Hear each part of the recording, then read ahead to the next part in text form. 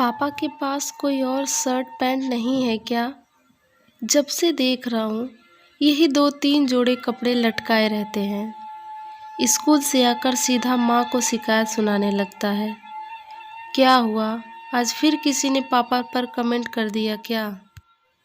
कपड़े धोते हुए माँ ने कहा, और नहीं तो क्या, पापा का नाम ही चेक शर्ट वाले अंकल रख दिया है सबने, और न जाने क्या क्या कहते रहते हैं। वो एकदम से रुआंसा हो गया, मानो अभी रो देगा। किसी के बोलने से क्या होता है, बच्चे तो ऐसे ही कहते हैं। तू खुद हरी के पापा को क्या बुलाता है, याद है तुझे? वो समझ गया कि माँ पापा की ही साइड लेंगी, इसीलिए चुपचाप अपने कमरे में चला गया। पापा तक हर बात पहुँच जाती थी। उनका जानना जरूरी भी था कि उनका बेटा उनके बारे में क्या सोचता है। वो हर बात सुनते और मुस्कुरा कर रह जाते। इंसान अगर समझदार है तो वो छोटी छोटी बातों पर प्रतिक्रिया नहीं देता। ऐसा भी नहीं कि उसे फर्क नहीं पड़ता, पड़ता है, मगर वो बताते नहीं। इसी फर्क के कारण उन्हें ऐसा कुछ सुनने पर घंटों भर बाद नींद आती है। हमेशा सोचते रहते हैं कि आखिर बच्चों के लिए ऐसा क्या करें कि वे खुश रहें, उन पर गर्व कर सकें। हर दूसरे दिन माँ के पास पापा की कोई ना कोई शिकायत पहुँच जाया करती थी। पापा ऐसा क्यों करते हैं? पापा के पास कोई बाइक क्यों नहीं है? हमेशा साइकिल से चलते हैं। पापा ने ये नहीं दिलाया। पापा कभी घुमाने क्यों नहीं ले जाते? पापा के सब दोस्त अमीर हैं, पापा क्यों नहीं है? ऐसी ही शिकायतों के साथ ये साल भी बीत गया। 12वीं का रिजल्ट आया। 10वीं में जिस लड़के का 82% था, 12वीं में 53 पर पहुंच गया। शाम को पापा घर आए तो सन्नाटा छाया हुआ था। बेटे साहब अपने कमरे में दुबके थे। कहाँ है? पहुंचते ही पापा ने पहला सवाल किया। शायद उन्हें पहले ही रिजल्ट का पता लग गया था। जाने दीजिए, पहले से ही डरा हुआ है। माँ पापा को पहले ही भाप ली थी कि फिलहाल बेटा इनके सामने न आए तो अच्छा है। उसे बुलाओ जल्दी, और ये अपनी ममता ना साल भर के लिए बचा कर रखो। यहाँ बुलाओ उसे।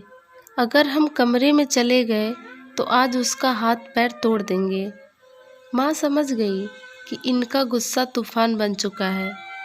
माँ उसे कमरे से समझा बुझा कर लाई। जो अक्सर पिता के बारे में नुक्स निकालता रहता था, आज एकदम सहमा सा खड़ा था।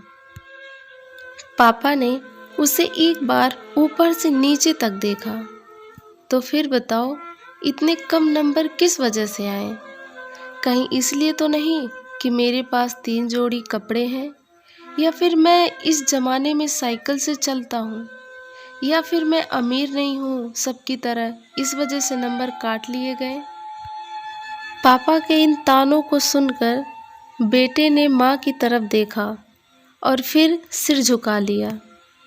मन में कोई वहम हो तो चलो, तुमको कल ही अपने गांव ले चलते हैं।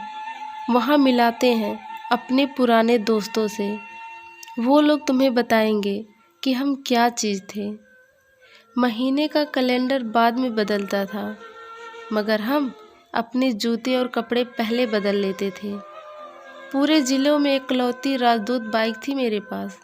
उसकी आवाज़ से ही सब जान जाते थे कि हम जा रहे हैं। और एक हमारे पिताजी थे जो 2 कपड़े लटकाए रहते थे।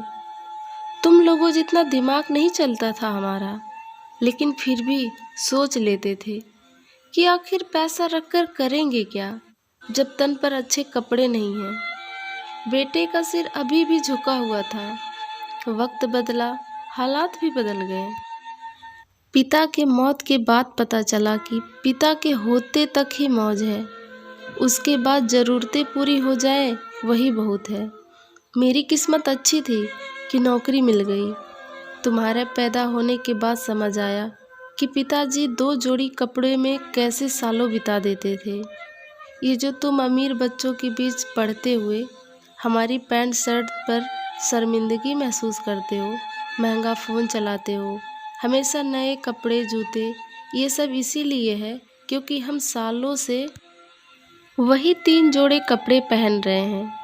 ऐसा नहीं है कि हमारा मन नहीं करता अच्छे कपड़े पहनने का, अच्छा खाना खाने का, लेकिन हम मन मार लेते हैं सिर्फ इसलिए कि तुम्हारे मन का हो सके। और बदले में क्या चाहते हैं? बस यही कि तुम पढ़ाई अच्छे से करो। अगर तुम पढ़ लिख कर कुछ अच्छा नहीं कर पाए तो कल को तुम्हारे बच्चे को भी तुम पर शर्मिंदगी महसूस होगी, और मैं ये नहीं चाहता।